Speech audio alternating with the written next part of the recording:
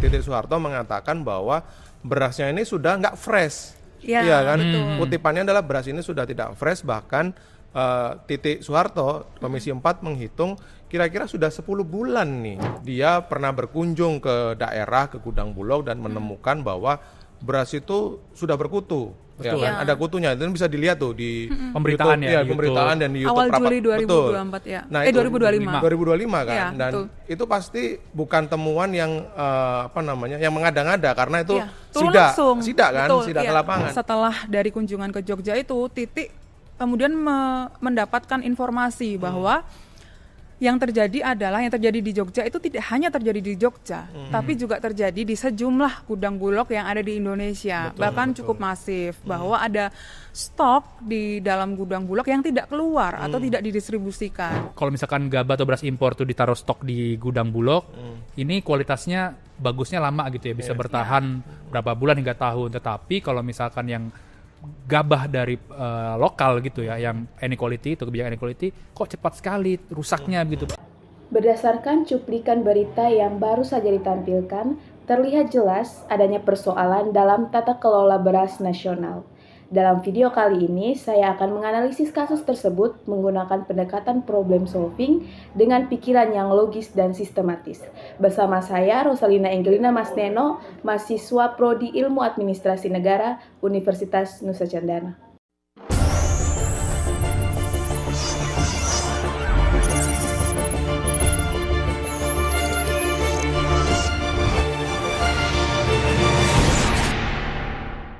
Kasus ini mencuat setelah Ombudsman melakukan kajian tentang tata kelola beras nasional pada tahun 2025. Fakta yang ditemukan dalam kajian tersebut adalah banyak stok beras di gudang Bulog yang sudah berkutu, sudah tidak layak konsumsi dan sudah menjadi tepung. Fakta yang ditemukan adanya stok beras di gudang Bulog yang sudah berkutu, menguning, patah, dan bahkan sudah menjadi tepung, sehingga tidak lagi layak dikonsumsi. Kondisi ini tidak hanya terjadi di satu daerah, tapi di berbagai gudang Bulog di Indonesia. Yang menjadi perhatian serius adalah di saat pemerintah menyatakan bahwa stok beras aman dan melimpah, justru harga beras di pasaran tetap tinggi dan sulit dijangkau oleh masyarakat. Ombudsman kemudian menghitung potensi kerugian dari kasus ini kira-kira bisa mencapai 3,7 atau 3,8 triliun rupiah. Variabel ini didapat dari jumlah kerusakan beras yaitu 300 ton dikali dengan harga ecer beras per kilogram yaitu 12.500. Masalah utama dalam kasus ini adalah tata kelola beras yang tidak efektif dan tidak terkoordinasi dengan baik. Hal ini terlihat dari ketidaksesuaian antara jumlah stok beras yang besar, kondisi distribusi, dan harga beras di masyarakat. Secara logis, jika jumlah stok beras banyak atau cukup dan melimpah, maka harga seharusnya menurun di masyarakat. Namun kenyataannya harga beras. Salah satu penyebab utamanya adalah kebijakan inequality yang dikeluarkan oleh Badan Pangan Nasional pada awal tahun 2025. Kebijakan ini menetapkan bahwa semua kualitas gabah dibeli dengan harga yang sama yaitu 6.500 per kilogram, tanpa memperhatikan kualitas gabah itu lebih lanjut. Padahal teman-teman perlu diketahui dalam sistem yang normal terdapat yang namanya mekanisme refraksi harga, yaitu perbedaan harga berdasarkan kualitas gabah.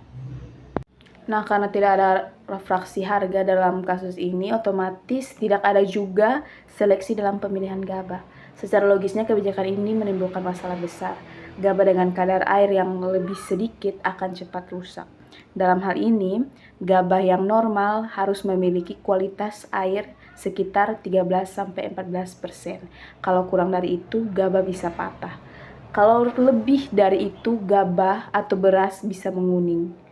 Dan kualitas beras bisa menurun, otomatis beras tidak bisa dikonsumsi oleh masyarakat.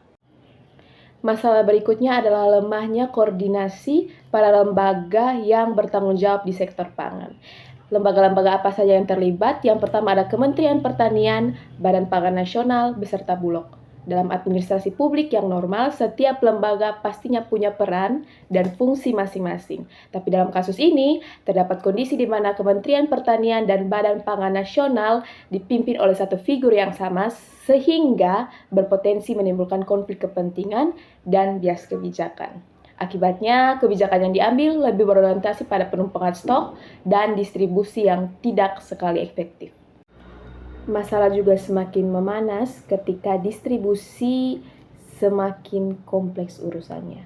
Bulog diminta untuk menahan stok demi mengejar swasembada pangan. Pedagang juga takut mendistribusikan beras karena resiko kualitas yang rendah. Pelaku usaha kecil juga khawatir mengalami kerugian karena harga eceran tertinggi tidak sebanding dengan harga modal yang dikeluarkan. Dampaknya, beras menumpuk di gudang, beras rusak dan tidak terpakai, harga beras tetap tinggi. Ombudsman mencatat potensi kerugian yang akan dihadapi oleh negara sebesar 7 triliun rupiah. Berdasarkan analisis tersebut, dapat disimpulkan bahwa tata kelola beras nasional di Indonesia bukan masalah teknis, tapi juga merupakan masalah sistem administrasi publik. Ketidaktepatan kebijakan, lemahnya koordinasi antar lembaga, serta distribusi yang tidak berbasis kebutuhan pasar menunjukkan bahwa pemikiran logis dan sistematis belum sepenuhnya diterapkan dalam pengambilan kebijakan pangan.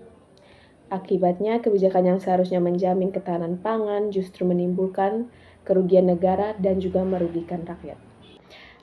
Rekomendasi ini diharapkan supaya pemerintah lebih transparan kepada masyarakat, termasuk soal pangan beras nasional.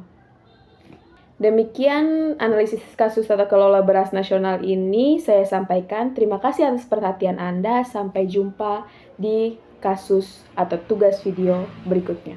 Bye-bye.